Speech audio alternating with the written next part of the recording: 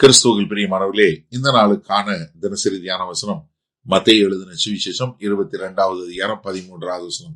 மத்தேயு 22:13, Matthew 22:13. அப்பொழுது ராஜா பணிவிடைக்காரரை நோக்கி, இவனை கையும் காலுமா கட்டி கொண்டு போய் அழுகையும் பற்கடிப்பும் உண்டாயிருக்கிற புறம்பான இருளிலே போடுங்கள் என்றார். அதாவது இப்ப இந்த ராஜா என்ன சொல்றாரு, ஒரு நியாய தீர்ப்பை கொடுக்கிறாரு.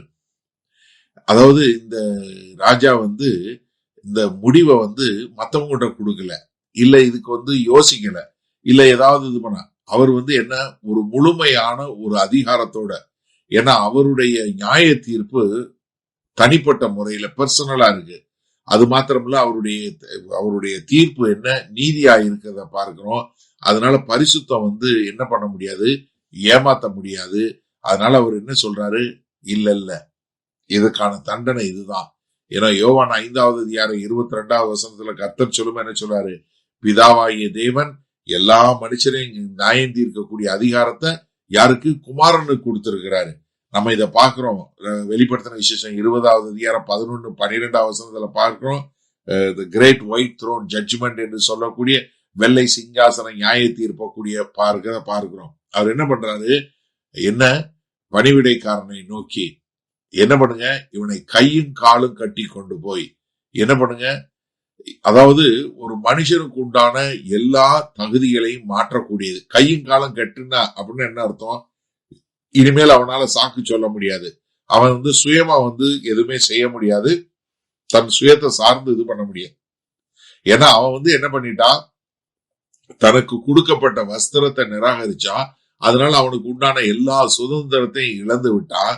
அதனால அவன் என்ன, அவருக்கு ஒப்பு கொடுக்கறத விட்டதுனால இப்ப என்ன பண்ணான், அவன் கையும் காலும் கட்டப்பட்டவனாய். ஏன்னா 2 பேர் 2வது அதிகாரம் 4வது வசனத்துல பார்க்கிறோம், என்ன தேவதூதர்கள் என்ன பண்ணுவாங்க, அவங்க சங்கிலிகளால் கட்டப்பட்டவர்களாய் என்ன பண்ணுங்க, அவனை கூட்டி கையும் காலும் கட்டி கூட்டி கொண்டு போய் எங்க, தேவனுடைய பிரசன்னத்திலிருந்து நீக்கப்பட்டவர்களாய், கல்யாண விருந்திலிருந்து நீக்கப்பட்டவர்களாய், சந்தோஷமான மனமகிழ்ச்சியிலிருந்து நீக்கப்பட்டவர்களாய், அவங்க என்ன தேவன்கிட்ட இருந்து நிரந்தரமா நீக்கப்பட்டவர்களாய். மத்தேயு 7:23 ஆண்டவர் சொல்றாரு, என்னை விட்டு அகன்று போங்கள்.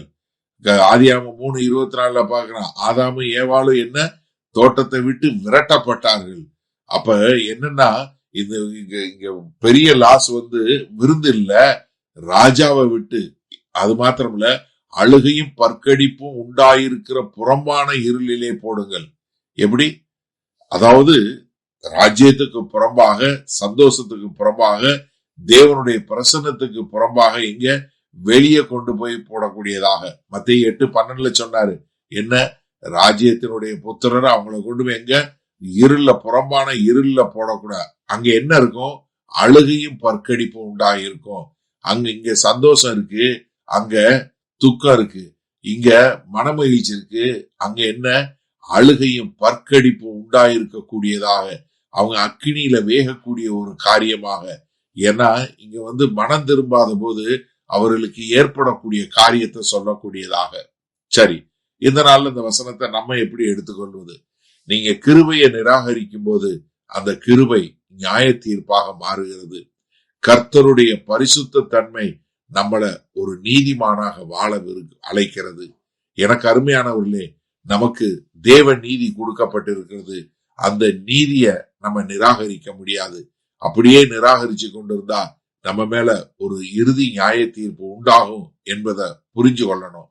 அது மாத்திரமல்ல, நம்ம எப்படி கர்த்தரை, நம்ம கிறிஸ்துவை அறிந்து கொண்டோம், கிறிஸ்துவை தரித்து கொண்டு கிறிஸ்துவை போல நாம் வாழக்கூடிய மக்களாக. அப்ப நமக்கு ஒரு தேவனை குறித்த ஒரு பயபக்தி இருக்கும்போது நமக்குள்ள என்னத்தை உண்டாக்கும், ஒரு மனத்தாழ்மையை உண்டாக்கும். இப்ப நீங்க யோசிங்க, நீங்க தேவனுடைய ராஜ்யத்துல ஒரு மன மகிழ்ச்சியா வாழ்வதற்கு மனத்தாழ்மையோடு நம்ம வாழுகிறோமா? ஏன்னா தேவன் நம்மளுடைய எல்லா இருதயத்தையும் சோதித்து பார்க்கக்கூடிய தேவன். எனக்கு அருமையானவர்களே, நீங்க வெளியரங்கமா சபையோடு இணைந்திருப்பது அல்ல, நீங்க உள்ளான வாழ்க்கையில, எனக்கு அருமையான சகோதரனே, சகோதரியே, நீ சபைக்கு வர்ற, நீ பிரசங்கம் பண்ற, நீ பாட்டு பாடுற, நீ மியூசிக் போடுற, நீ காணிக்க கொடுக்கிற, இது எல்லாவற்றையும் காட்டிலும் உங்களுடைய உள்ளான வாழ்க்கையில ஒரு கிறிஸ்துவை பிரதிபலிக்க கூடியதாய் அன்பு, சந்தோஷம், சமாதானம் இப்படிப்பட்ட ஒரு காரியம் நிறைந்தவர்களாய் உங்க தனிப்பட்ட வாழ்க்கையில ஒரு சாட்சியுள்ள வாழ்க்கை உள்ள மக்களா வாழுகிறீர்களா? இல்ல வெளியரங்கமா சபையில நீங்க ஒரு அங்கமா இருக்கிறீங்களா? கர்த்தர் அதைத்தான் பார்க்கிறாரு. தயவு செய்து நீங்க ஒரு வெளியரங்கமான வாழுகிற வாழ்க்கையை நம்பி நீங்க என்ன பண்ணாதீங்க. தேவ நீதிக்கென்று வாழுங்க. அப்படிப்பட்ட ஒரு காரியத்துல இருந்தா மனம் திரும்பி வாழ கர்த்தர் உங்களுக்கு கிருபை பாராட்டுவாராக. வல்லபிதாவே, இதோ உம்முடைய தேவ நீதியை தரித்து கொண்ட மக்கள் நாங்கள் ஒரு பரிசுத்தமான ஆண்டவரே ஒரு நீதியான வாழ்க்கை வாழ வேண்டும் என்பதை புரிந்து கொண்டோம். அதற்கேற்றாற் போல நாங்கள் வாழ்வதற்கு மாய்மாலமான வாழ்க்கை, வெளியரங்கமான வாழ்க்கை இல்லாம உள்ளான மனிதனில் ஒரு வாழ்க்கை வாழ எங்களை ஒப்புக் கொடுக்கிறோம். மீட்பெரும் இரட்சகருமாகிய இயேசு கிறிஸ்துவின் மூலம் பிதாவே, ஆமேன். கர்த்தர் உங்களை ஆசீர்வதிப்பாராக. நாம் இன்று மாலை மன்னால சந்திப்போம்.